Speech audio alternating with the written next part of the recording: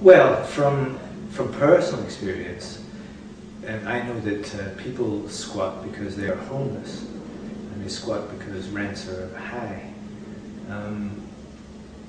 As a youngster in London, years ago when I first came to London, I squatted, and we went into houses that were abandoned or empty. We fixed them up, we maintained them, we kept them clean. Right, if you read the Daily Mail or the Standard or any of these rags, you're going to get the bias, and people are going to be frightened. And squatters are all classed as people who are going to go out shopping for a minute and they're going to come in and occupy your house.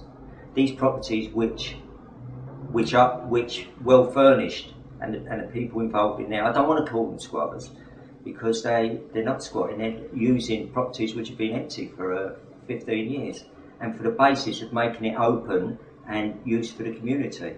Most people, 99% of the population, have never squatted and never visited squats. So I think they're fed various nonsense,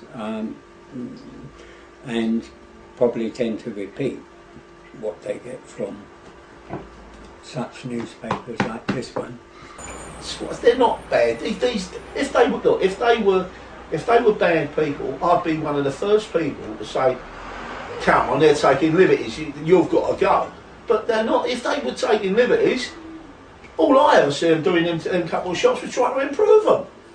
If you're trying to improve something for the benefit of the people in the area, you're doing good. If you're a landlord that's purposely sitting on premises, not allowing anyone to use them, you're not doing any good. You're a social evil, not the squatter, the landlord, because he hasn't allowed the premises to be used on behalf of the people in the area.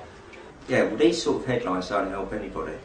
But the government and the powers to be, they just want to frighten people. Fear is what they're about.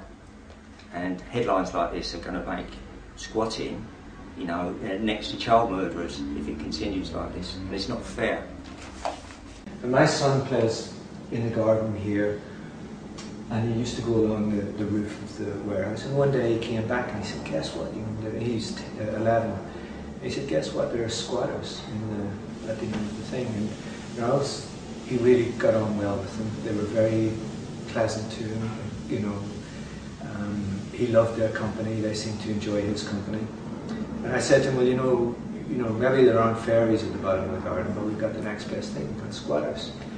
And I was really impressed with the way they came around and knocked on the doors and explained what they were doing and who they were, and just made it very clear, that they wanted to be part of the community and to be involved in the community, and didn't pose any kind of threat at all.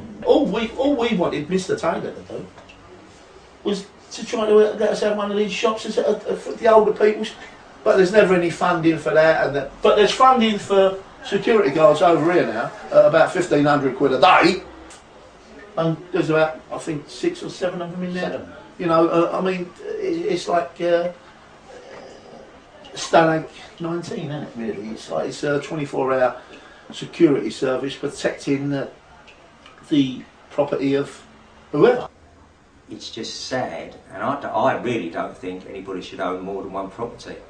Because at the end of the day, property is it's not a luxury. It should be available, and leaving these places empty as they are now is just a disgrace. I've asked to go in here, and I want to do something. They've done it. I've asked you to do it legally, and you don't want to know. You don't help me legally. They've done it illegally, but at least they've done it. And someone's done something. Oh, yeah, squatting on these going to be. I think that the object of this exercise is really not against squatters, but with that legislation, then there's a prospect, because I think Cameron and company are probably anticipating quite a lot of trade union political action, which may well involve occupation of workplaces, colleges, and that sort of thing.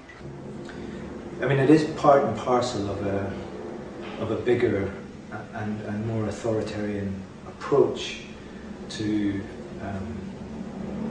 well, to social control. You know, it's about stopping protest. It's about stopping alternative lifestyles.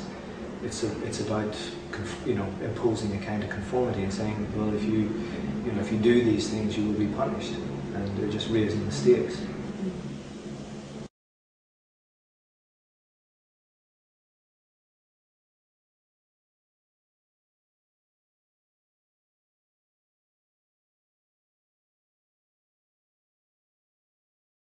Well, squatters are not what Fury, as Judge says, they are good for Britain.